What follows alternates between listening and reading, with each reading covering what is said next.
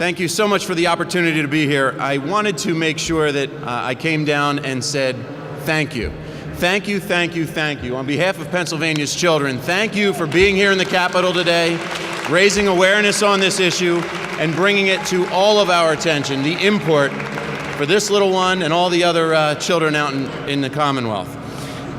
It's common sense, and I know I'm preaching to the choir when we talk about the need for children to be prepared to enter kindergarten. Obviously, a good job, a good life depends on a good education, and a good education depends on a good early childhood education. And we need to make sure that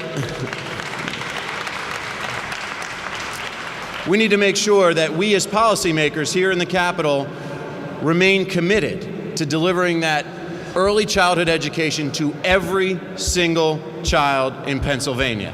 They deserve it.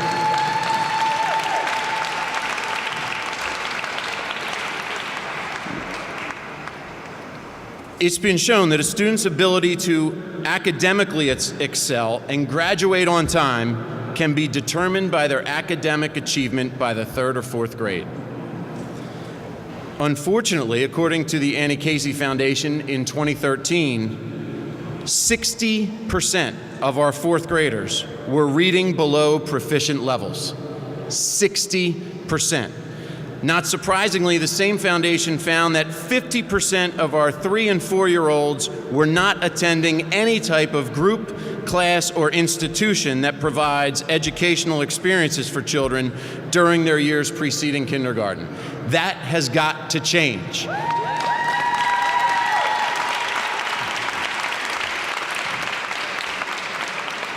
Now, I know that we obviously have to do everything we can during this budget cycle to ensure that Governor Corbett's proposed increases to these line items remain intact. This is going to be a difficult job. My caucus is in there right now talking about the challenging budget that we face this year. We have a huge gap that we've got to fill, but we have to remain committed and dedicated, as you all are, to fulfilling the governor's promise to the children of Pennsylvania.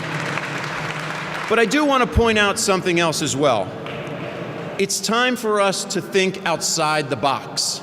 We can't just look at public dollars on how to deliver these services to our kids. We need to innovate. We need to be creative. It's time for us as legislators to think outside the box, to develop comprehensive proposals that mix private and public funding, to foster policy suggestions to fill these gaps and close these barriers. And I think it's important to note, the House Republican Policy Committee spent the last year looking at poverty across the Commonwealth. Education is the great equalizer. It doesn't matter where you came from. It only matters where you're going. With a great education, a child can become anything that they want, anything they set their heart to. So we as adults just need to make sure that we give them that opportunity for a terrific education, and it starts with an early childhood education. There are important initiatives that we are looking at right now. I happen to have been named a team leader to the House Republican Policy Committee's Empowering Opportunities Gateways Out of Poverty initiative. And Representative Jim Christiana from the western part of the state and myself from the eastern part of the state are leading a look at the educational system in Pennsylvania. And guess where we're going to start? We're going to start by looking at early childhood education.